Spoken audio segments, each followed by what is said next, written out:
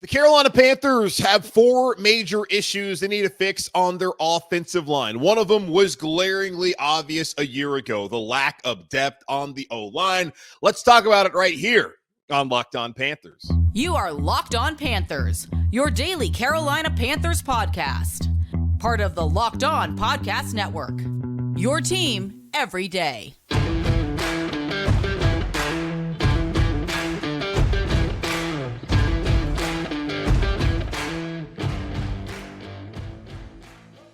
Welcome into another edition of the Locked On Panthers podcast, a part of the Locked On Podcast Network. I'm your host, as always, Julian Council, talking Carolina Panthers with every Monday, Tuesday, Wednesday, Thursday, and Friday. Your team every day. That's our motto here on the Locked On Podcast Network. Subscribe or follow the show for free on YouTube or wherever you listen to your favorite podcast.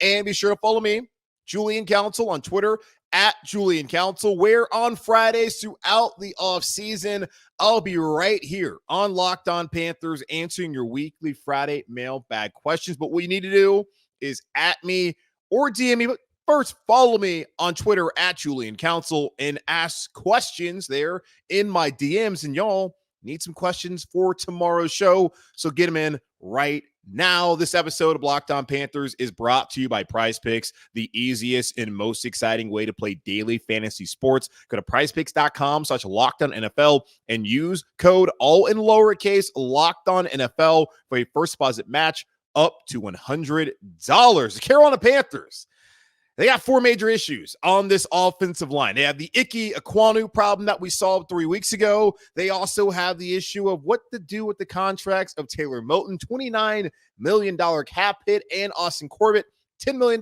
cap hit. And he's had back-to-back major knee surgeries. And yesterday, we talked about the Carolina Panthers issue at center and whether it's time for the first time in, 17 years, the Carolina Panthers go out. 17 years. The Carolina Panthers go out there and draft a center in the NFL draft. I've not done that since Ryan Khalil. So talk about that yesterday. Talked about the Corbett and Moton part of it the other day. And then a couple weeks ago, we were able to talk about Ike Ekwonu. So please go back and listen to that, as this has been an ongoing series of how to fix the Carolina Panthers offensive line this offseason as we continue to review the Carolina Panthers 2023 season and look ahead to what's going to happen once the new league year begins in about a month or so here coming up in March. But on today's show, let's discuss the final issue that I see the Carolina Panthers offensive line has and needs to be solved. And it's an issue that, quite honestly, every team outside of maybe 5 in the NFL have, and that is a lack of depth on the O-line. Now, the Panthers have a serious lack of depth on the offensive line. We saw it play out this season as there was a litany of injuries, especially at the guard spots. And the Panthers did not play well when they had to bring in some of the younger and even veteran players to step in to those spots. We all know the number by now. The Panthers played 7 different left guards, 8 different right guards in 2023. I do not care how talented of a football team you have. If that is going to be the case, you are not going to win games at all in the NFL. You are not going to go to the playoffs. You're not going to have a winning record. It's just not going to happen. Now, you may not finish 2-15 like the Carolina Panthers, who had far more issues than just the offensive line, but you're likely not going to have the kind of success that you would like to have if that's going to be the case for an offensive line at the NFL level. Probably the same thing can be said at college and in high school and any level of football, because it is a line of scrimmage game, and the Carolina Panthers struggled mightily on the line of scrimmage. Now, looking at it, 2 of the players that had to step in to those left guard and right guard spots this season were 2 young players the Carolina Panthers have drafted the past 2 draft class. One of them was Cade Mays, who the Carolina Panthers took in the 6th round of the 2022 NFL draft. Cade Mays, looking at Pro Football Focus, he had a 58.3 overall grade playing both the left guard and right guard spots, had a 43 pass blocking grade, a 71.2 run blocking grade, which is quite good. Chandler Zavala, who was the other young offensive guard that stepped in at times this season, had a 26.2 overall grade, a paltry 7.1 pass blocking grade, recorded a 0 pass blocking grade, by the way, in that Seahawks loss, and a 41.5 run blocking grade. The two of them were brutal. Now, Mays was a little bit better. Well, I don't want to say, it seems like it may be a lot better than Chandler Zavala, but still wasn't overwhelmingly strong in too many areas outside of his run blocking ability, which of course is important. It's disappointing, though, that those two players who the Panthers spent draft capital on the last 2 years couldn't step up and really help the team move forward when Brady Christensen and Austin Corbett, who only combined to play a total of 5 games this season, went down with their injuries. And also Corbett just was not available to start out the first 6 games of the season. It's probably the most discouraging part about the offensive line, aside from the regression of Ike Ekwonu, is that younger players that you think maybe down the line can step up and be starters, when they got the opportunity, albeit as young players, they did not play well. And I understand that the offensive line, especially is a developmental position at every level, that you just don't step in and immediately have success unless you're a truly special player. We saw that from Icky back in 2022. Did not see it as much this past season as he continues to adapt to the NFL and figure out whether he truly is a left tackle or if he needs to play guard. But unless you're a truly special player, you're going to have those growing pains. And we saw that this past year with Cade Mays and Chandler Zavala. And it's especially discouraging when you think about Mays, a second-year player. Zavala was somebody who this coaching staff and the past coaching staff was talking about. He could come in training camp and compete with Brady Christensen for the left guard position because he played a total of 5 games with Ike Ekwonu at NC State. So apparently they had some sort of rapport that was built across those 5 games during the 2022 season, 21 season rather, that would lead the Panthers to think that Zavala could step in and be a starting left guard had he not started off on PUP, which essentially ended any sort of competition there would have been at left guard between him and Brady Christensen. I did not see anything out of Chandler Zavala this past season to lead me to believe that he was ever going to push him. And moving forward, it's hard to really project where he's headed. Same thing with Cade Mays, as both those players are going to be under review. The general manager that drafted them, the head coach that drafted them are gone. This is a completely different general manager who, of course, was a part of the scouting staff, and that changes the calculus a little bit. Different person. It's very possible that Dan Morgan was not on board of some of the draft decisions that were made the last couple of years. We don't really know. It's not as clear as a lot of people would like it to be. Very murky. What player was that coach's preference? What player was that scout's preference? We'll never know. But what we do know is Carolina Panthers have not drafted at a high level, as is evidenced by the struggles of Chandler Zavala and Cade Mays when called upon to play at guard this past season in 2023. But what is important moving forward, though, is that Harold Goodman, the assistant head coach and run game coordinator here in Carolina, and Joe Gilbert, the offensive line coach, both of them coming over from Tampa Bay. Gilbert has 2 Super Bowl rings, having worked in Pittsburgh and in Tampa. Goodman also has one, having won in Tampa a couple years ago. It's vitally important that those 2 guys, the 2 of the first 4 hires we've seen Dave Canales officially make on his offensive staff, come in here and get those players to the point where if they make the team, they can be passable NFL offensive linemen moving forward. They don't have to start. We'll see what the Panthers want to do as far as, I think Moton should be back. We'll see what happens with Corbett. Icky will be starting at some spot on the offensive line. I would guess the same thing with Brady Christensen. And then we'll see what happens with Bradley Bozeman. Like the 5 starters from last year, as this is what makes things a little bit more complicated when coming up with discussion points about trying to fix the offensive line. They're all under contract. You can bring them back if they're all healthy. It's probably more like the unit you saw in 2022 than the unit you saw last year when they weren't healthy. But there's still the question of, are they good enough to protect Bryce Young? And can you run the risk of not doing anything at all, sitting on your hands and hoping that the continuity will get them playing good football again? You can't do that, especially if you don't know if the backups like Mays and like Zavala are not playing at even a passable replacement level in the NFL when they're called upon at the guard spot. So that was one of the disappointing things. Nash Jensen, a UDFA at North Dakota State, he also didn't play well, but not really surprising. Had a 34.7 overall grade, had a 33.7 pass blocking grade, 38.6 run blocking grade. Just brutal. He was pulled multiple times. It was back-to-back weeks. It was the Atlanta game, and then I want to say it was the Packers game the week after that, where he was pulled in the second half in favor of the veteran Gabe Jackson, who came in and actually played really well against Falcons, but did not play all that well the rest of the way into season. He's a young player who the previous staff really liked.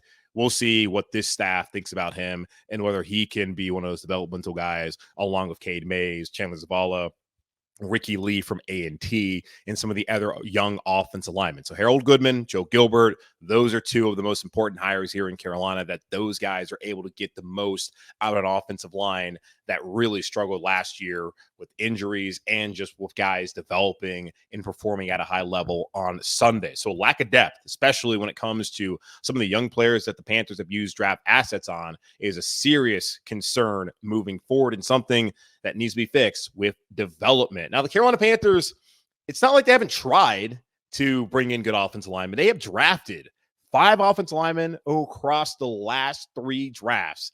Only got 6 draft picks coming up. Is it worth using another draft pick on an O-lineman? We'll talk about that here in just a moment on Locked On Panthers. Are you the kind of driver that likes to push things a little further? Ever wonder what adventure could be around the next corner? Our friends at Nissan have a lineup of SUVs with the capabilities to take your adventure to the next level. The 2024 Nissan Rogue is perfect for city drives and great escapes. Class exclusive Google built-in is your always updating assistant to call on for almost anything. Gone are the days of connecting your phone. Google Assistant, Google Maps, and Google Play Store are built right into the 12.3-inch HD touchscreen infotainment system. The 2024 Rogue is the perfect mid-size crossover for your next adventure. Nissan's incredible lineup also includes the 2024 Nissan Pathfinder, has room up to 8, an expansive cargo capacity, and advanced available 4x4 capability with 284 horsepower and up to 6,000 pounds towing. When adventure calls, the Pathfinder is there to answer. Take the Nissan Rogue, Nissan Pathfinder, or Nissan Armada and go find your next adventure. Shop NissanUSA.com. The Carolina Panthers, like most teams in the NFL, have a problem when it comes to depth on the offensive line. When they saw Austin Corbett go out for the season, they saw Brady Christensen play only 1 game this season, they struggled mightily to find guys to replace him on the O-line at both the guard positions, having to play 7 different left guards and 8 different right guards. And it's not like they played to the varying levels of competency, as there was really no competency from any of those guys when they stepped in there this past season. Talking about Chandler Zavala, Cade Mays, 2 of the younger players on the roster, also Nash Jensen. I don't think it's necessarily that surprising that a Nash Jensen, an undrafted free agent, would struggle. There's a reason why he was an undrafted free agent out of North Dakota State, had a ton of experience playing in college football at the FCS level, but this is the NFL. And he didn't get drafted, and there's a reason why it took a long time for him to go out there and play. And when he got the opportunity, he was pulled in back-to-back games. Looking at Chandler Zavala, spent time playing at NC State with Ike Ekwonu, a total of 5 games. Yes, they had all the practice time, training camp time, all of that, but I didn't really see the connection that the coaching staff apparently saw when it came to Zavala and Ekwonu, other than, yes, of course, they play on the same team, but it's not like they played a lot of games together. And when he got the opportunity, whether it's at right guard or left guard, Zavala really struggled this past season. And hope is with a new coaching staff that he will improve. And then Cade Mays, solid outings at points and times last year, played seemingly better at left guard than right guard. The thought was that he would be a better right guard than left guard. I don't know what it was. Cade Mays at least was good when it came to run blocking. Pass blocking was better than the other guys that I mentioned that were younger players, but there's still a long way to go. And Cade Mays is a second-year player. That helps with the experience. We'll see what he's able to provide for the Carolina Panthers, him and Zavala and potentially Nash Jensen moving forward, as the Carolina Panthers need to be able to develop some younger players. And it's not like the Panthers haven't tried to fix the offensive line. That's the disappointing thing about last season. Scott Fitterer had talked about, we got here, we tried to fix the defense. That was even before he got here, where the Panthers used all 7 of their draft picks during the 2020 draft on defensive players. But even after that, they spent a lot of time getting some defensive players. They got J.C. Horn, number 1 or number 8 overall, but that was their first pick in the 2021 draft. They spent a bunch of capital on free agents and even trading for guys like Stephon Gilmore. They traded for C.J. Henderson. It was very clear they were trying to fix the defense, especially the defensive secondary. Then they tried to fix the offensive line. I never really understood the signings of Pat Elflein and Cam Irving. But again, you have to go out there and you got to find somebody to start on the O-line. And when you're a team like Carolina that's basically starting over in that aspect, you're going to have to go at the bottom of the barrel. And that's what they did. And, well, we're not really surprised by the results that played out that season. And even had they been healthy, don't think that they would have played at a high level. But he felt like Scott Fitterer did, the former general manager here in Carolina, that the Panthers' offensive line was in a position where you could drop a quarterback in there. Now, did he understand that the offensive skill position players were terrible and the running backs weren't all that great either, and the tight ends weren't offering much in the pass game? I guess not. He missed out on that, which is why he's not here and why Frank Reich and that coaching staff is also gone in Carolina. And it's possible that a lot of us also underestimated or overestimated, rather, this offensive line. I certainly did. I felt like this was a strength for the Carolina Panthers. It had gone from arguably one of the biggest weaknesses alongside the quarterback position to one of the greatest strengths. And now here we are in the offseason of 2024, and the quarterback position is still a weakness based off what we saw from Bryce last year. There are reasons why he struggled last season, and you heard CJ Stroud actually defending him this past week about the situation here in Carolina, comparing it to his in Houston. But yeah, Bryce Young didn't play well, and that's a massive question mark. The offensive line, as we've discussed over these 4 episodes, is also a massive question mark. But again, the Carolina Panthers, they have tried to fix the O-line. They have gone out there and they have drafted Ike Ekwonu in the first round. They've gone out and drafted Brady Christensen in the 3rd round. They went out and got Bradley Bozeman, then they re-signed him. They signed Austin Corbett, who was excellent his first year in Carolina before going down with the ACL tear in the final game of the season. Taylor Moton, they extended him. They've kept him around. They restructured his deal. He's somebody that has been an Iron Man for this team. They have gone through the draft. They've gone through free agency, and they have put together an offensive line that they felt like was capable. But with the injuries and the lack of depth, we saw this O-line was not capable this past season. And it begs the question whether you should go into 2024 with the same starting 5 if healthy, or if it's time to mix some things up because of maybe the roles not being right, or just the overall performance just not being up to snuff for what you need in front of Bryce Young. Now, the Panthers have drafted 5 offensive linemen over the past 3 drafts. They drafted Chandler Zavala in the 4th round of 2023, Ike Ekwonu in the 1st round of 2022, Cade Mays in the 6th round of 2022 draft, Brady Christensen in the 3rd round of 2021, Deontay Brown in the 6th round of 2021. And you have seen Zavala start games. You've seen Ike Ekwonu start every game of his career so far. Cade Mays has started games. Brady Christensen has started a lot of games when healthy. Deontay Brown has never started a game.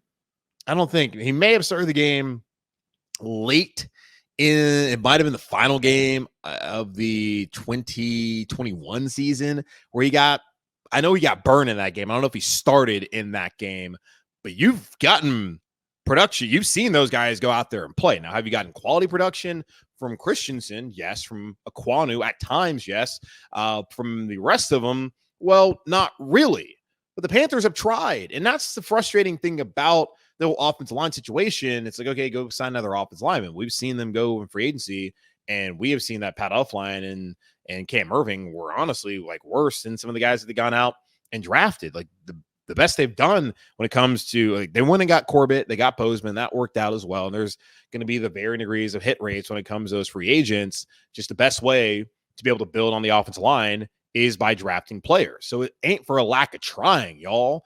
And Dan Morgan now as a GM, having been the head of the scouting department, I'm very curious if he's gonna be able to find those dogs who can go out there and actually be road graders and can protect Bryce Young when he's in the pocket. The Carolina Panthers, as we know, have the 33rd overall pick in the draft, 65th overall pick in the draft, which comes in the 3rd round. They have their own 4th round pick. San Francisco's 5th round pick from the McCaffrey trade, Tennessee's 5th round pick from the Daly trade, and Arizona's 6th round pick from the Robbie, then known as Anderson trade. Is it worth using another one of those on an offensive lineman? I talked about on the show yesterday that if a guy like Graham Barton out of Duke, who played tackle in college but is projected as a center, Mel Kiper Jr. really likes him as a center. And a lot of teams, I've seen a lot of reports out there, not even reports, but scouting, I guess scouting reports, but draft people say that they think that Graham Barton can transition into the center position. It may take a little bit of time, maybe sit behind Bozeman for a year. If he's available, hell, if there's some way that Jackson Powers Johnson out of Oregon is available, I would love to take a center at 33rd overall. Brought up the point that Mike Kay made in his latest mailbag at the Charlotte Observer, saying that the Carolina Panthers, whatever they do with that second round pick, they need to use it on someone who's going to impact the passing game, whether that's an edge rusher, whether that's an offensive lineman. When it comes to pass protecting, it's a receiver. They got to go out there and find somebody that can affect the passing game, especially in a positive way for the Carolina Panthers. I do think that they likely, depending on what happens in free agency, need to address the offensive line via the draft again. But just because they do that does not mean it's going to work out for them in the long run, as we've seen with a couple of players like Brown, never really worked out here. Christensen has worked out. Mays, still just a backup anyway. It's not like he's being expected to start. Aquanu, I still think it can work at left tackle. We'll see whether it does work, but he's going to be able to work at some spot on the offensive line. And Zavala, going to need to see a lot more development before I really believe in it. It's not like they've flat out missed on all these players, just had some tough luck of injuries and just young players having to step into roles when they're not really ready to step into those roles. But now they need to find a way to bring in some younger players and actually develop them, because that has not happened the last couple of seasons. I do think it's worth going out there and drafting someone again in 2024 when we get to May for the draft. Oh, but man, it's not as clear as they're going to do that and then instantly they get a player that comes in and helps his team. But it's worth a try. The Panthers keep trying, keep going out there. Keep doing it, because the veterans have not been great. Now, the veteran options last year were a struggle. And the Carolina Panthers, certainly, if they're going to go after some more veterans, they got to do a better job when it comes to hitting on those guys. We'll talk about that here in just a moment on Locked On Panthers. Did you know that even if you have a 401k for retirement, you can still have an IRA? Robinhood has the only IRA that gives you a 3% boost on every dollar you contribute when you subscribe to Robinhood Gold. But get this, now through April 30th, Robinhood is even boosting every single dollar you transfer in from their other retirement accounts with a 3% match. That's right, no cap on the 3% match. Robinhood Gold gets you the most for your retirement thanks to their IRA with a 3% match. This offer is good through April 30. Get started at Robinhood.com/boost. Subscription fees apply. And now for some legal info. Claim as of Q1 2024 validated by Radius Global Market Research. Investing involves risk, including loss. Limitations apply to IRAs and 401ks. 3% match requires Robinhood Gold for 1 year from the date of first 3% match. Must keep Robinhood IRA for 5 years. The 3% matching on transfers is subject to specific terms and conditions. Robinhood IRA available to U.S. customers in good standing. Robinhood Financial LLC, member SIPC, is a registered broker-dealer. The Carolina Panthers needed to develop some depth across their offensive line after really struggling in 2023. And it's difficult when you lose your starting guards and you have to continually change them out because there's players that get injured like a Zavala or just don't play at a high enough level like a Cade Mays and some of the other veterans. It's hard to have success on the O-line. It's not like the Carolina Panthers haven't tried to fix their O-line. They've spent plenty of draft capital on them. They've gone out there in free agency and tried to sign some veterans, and some have worked, some have not worked. So I think the Carolina Panthers really need to focus on, with Harold Goodman, the assistant head coach / running game coordinator coming in here, and Joe Gilbert, the new offensive line coach, they really need to focus on getting guys like Chandler Zavala, like Cade Mays, maybe Nash Jensen, Ricky Lee, some of the younger players that were UDFAs this past year, getting them up to speed to where next year, if called upon, they can step in and there won't be a massive drop-off. Now, at some spots, like with Taylor Moton, if he goes out, then yes, I expect a pretty big drop-off there at tackle. That's one of the things that was really befuddling this past year. The Carolina Panthers played the entirety of the season without a true swing tackle. I had advocated for Cam Irving to come back and be a swing tackle like last year in the offseason, and then didn't really play well in the preseason. Now, no one on the offensive line really played well in the preseason, but being a vested veteran, the Carolina Panthers figure, let's not go out there and keep the guy on the roster. Don't want to guarantee his contract. They could have brought him back after week 1.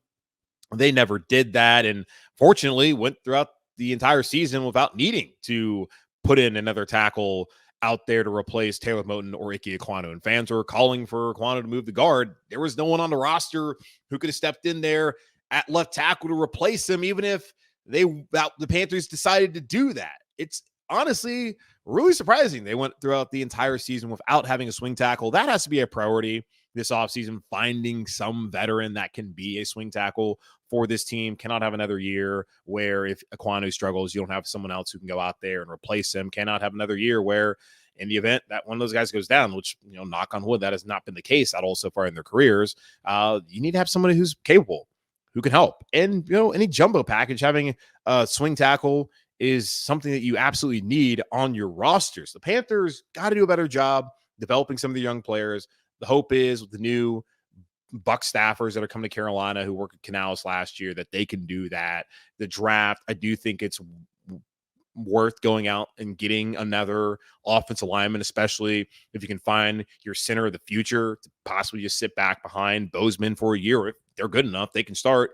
And, Bozeman can play the center spot. He can also play guard, and that helps improve your depth across the offensive line. But another thing they got to do is they got to hit on some veteran option, whether that's a swing tackle or a veteran stepping in to play guard or center for the Carolina Panthers. They did a terrible job when it came to that last year. Calvin Throckmorton, who they were able to claim off of waivers, reason why he was cut from his previous team in 10 games with the Panthers. He posted a 50.6 overall grade according to Pro Football Focus, a 55.7 pass blocking grade, 44.2 run blocking grade. Not ideal. There's a reason why the Panthers decided to move on from him, and they did it, and the guys that stepped in weren't all that much better, but I do think Mays, looking at his numbers, Cade Mays, again, was 58.3, 43 pass blocking, 71.2. So he actually was better across the board outside of pass blocking. I think Calvin Throckmorton was last year, and he's a young player that you would like to develop and see get reps. Justin McCray was one of those older players who had spent time in Houston and in Cleveland with James Campen, the former offensive line coach. He understood what Campen wanted and came in here, didn't make the roster. He's also somebody who didn't play well in the preseason, was signed to the practice squad, got a couple opportunities this season, went out for the rest of the season with a calf injury that was suffered on the first play of the game. That was the Panthers' luck this past year in New Orleans. In that game, 3 games, they played 41.0 overall grade, 39.5 pass blocking grade, 49.2 run blocking grade. Not good enough from the veteran that was brought in by the former offensive line coach. If Joe Gilbert and Harold Goodman are going to bring in a veteran who they have experience with, that veteran better damn well play much better than what they saw last year out of Justin McCray here in Carolina. Gabe Jackson, he was interesting. Former Seahawk, came in late into the season. Panthers gave him a little bit of time before they wanted to throw him out there, replaced Nash Jensen in back-to-back games. Actually, in that Falcons game when he came in relief of Jensen, he was pretty good. Had 72.2 overall grade, 71.9 pass blocking grade. Now, he almost led to what would have been a soul-crushing fumble and recovered by Atlanta on Bryce Young. Fortunately, Bryce was able to recover that, and turnovers were the difference in that game on that rainy Sunday here in Carolina. He had a 78.7 run blocking grade, which we did see immediately his impact as far as that goes. But overall, the 4 games that he played well against Atlanta. After that, did not play well the rest of the way. 58.1 overall grade, which on this offensive line is pretty standard. Had a 48.9 pass blocking grade, and then a 63.1 run blocking grade, which again is pretty standard across the offensive line. So Gabe Jackson, as far as one of those veterans, wasn't too bad for the Carolina Panthers, but you would like to find somebody out there that can give you more than what Throckmorton, McCray, and Gabe Jackson have given the Carolina Panthers. And you're asking these guys to come in and be backups. I think the Panthers right now, you want to have Moton back at right tackle. You got to figure out with Corbett, his knee, and whether it makes sense. But you would like to have an Austin Corbett back, knowing that when healthy, he's a good offensive lineman for you. Like when fully healthy, not coming off of all that rehab and not having played and gone through camp. I think he's going to be able to go through the offseason program this year with it only being an MCL. So if he comes back goes through all of OTAs. They even give him the opportunity. Now we got to wait and see whether that's what they want to do. But they give him the opportunity to do that with how complicated the whole deal is of his restructure from last season. Then you have the right side pretty set.